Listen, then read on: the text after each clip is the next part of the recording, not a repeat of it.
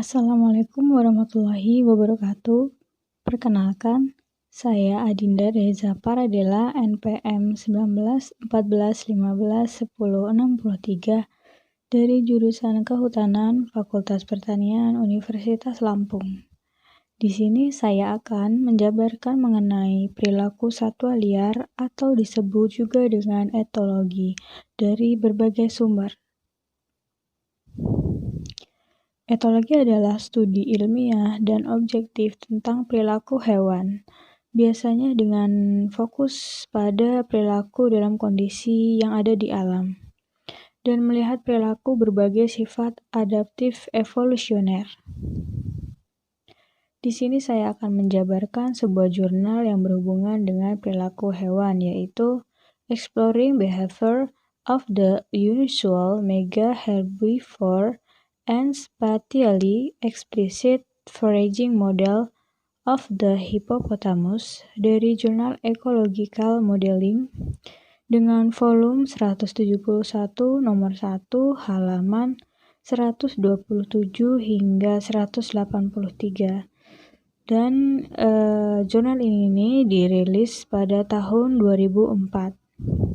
Jurnal ini ditulis oleh Rebecca Lawson dan Jacoby Carter.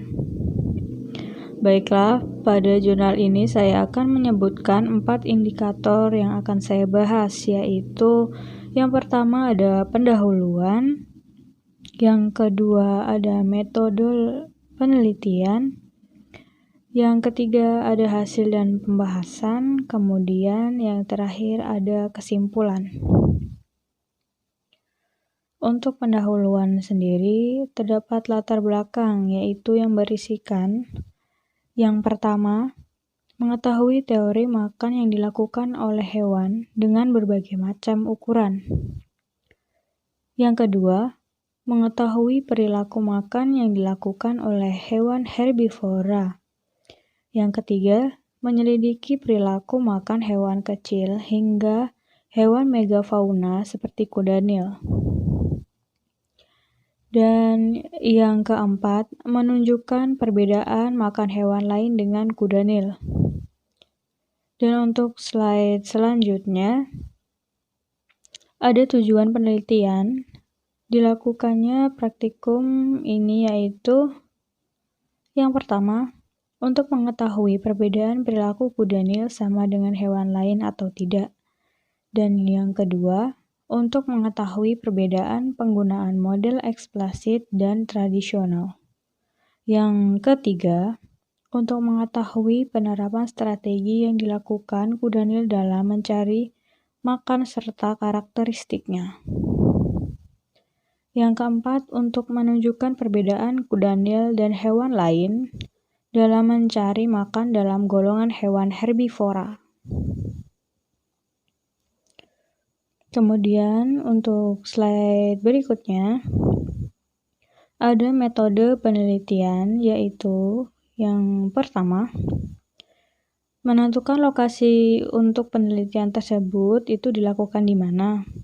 Dan untuk penelitian ini dilakukan di sumber mata air Taman Nasional Katavi, Tanzania Barat Daya pada tahun 1995 dan 1997 pada bulan September hingga bulan November.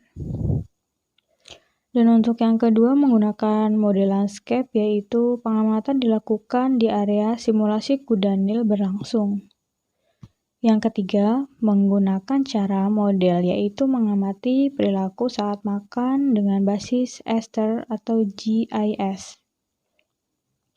Yang keempat, menggunakan parameter model, yaitu dihitung dari karakteristik keseharian yang dilakukan. Yang kelima, menggunakan data lapangan, yang artinya dilakukan dengan pengamatan lokasi makan kuda Nil secara langsung di daerah tersebut. Untuk model landscape sendiri, terdapat gambar berikut. Gambar berupa model landscape grid cell yang memiliki luas 100 meter persegi per selnya.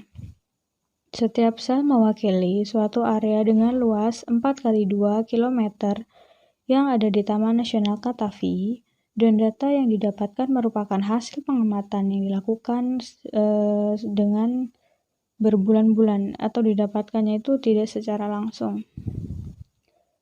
Kemudian, pada slide selanjutnya diperlihatkan rumus parameter model yang digunakan. Rumus tersebut merupakan rumus mencari probabilitas nilai yang diamati. Terdapat simpangan baku, varians, dan rata-rata tingkat asupan. Kemudian untuk rumus yang bagian bawah merupakan rumus in untuk pola prediksi makan dengan pengamatan makan di lapangan.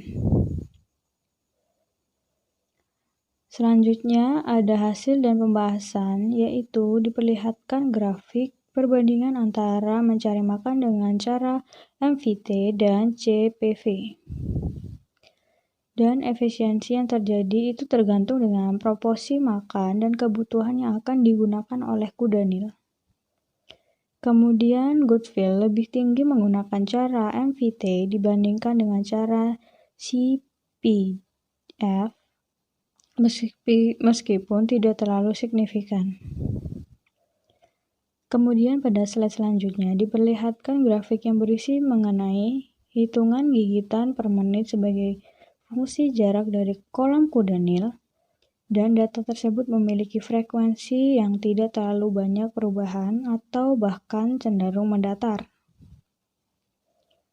Kemudian jarak dan keadaan makan juga mempengaruhi hasil dari grafik tersebut. Slide berikutnya terlihat grafik hubungan antara kualitas vegetasi dan perilaku mencari makan saat di lapangan. Dan titik-titik tersebut dikelompokkan menjadi dua kategori, yaitu kategori tinggi dan rendah. Dan jika tingkat gigitan meningkat dan tingkat melangkah menurun, berarti tingkat vegetasi di area tersebut bagus. Slide berikutnya berisi grafik hubungan antara tingkat gigitan dengan biomasa pada musim kemarau, yang cenderung lebih jarang, dan pada grafik diperoleh persamaan variabel berupa variabel X dan variabel Y, kemudian I kuadrat. Slide berikutnya terdapat tabel berisikan perbandingan tingkatan asupan yang diprediksi dengan model lokasi, makan, dan fungsi menentukan probabilitas dari nilai yang diamati dengan model tertentu hingga diketahui kapan kuda nil memulai simulasi kembali.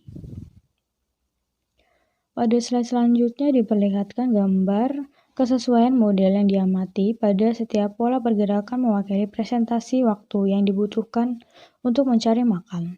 Tabel kiri merupakan prediksi dengan model lokasi dan kanan merupakan pengamatan yang ada di lapangan. Dan slide selanjutnya ada kesimpulan.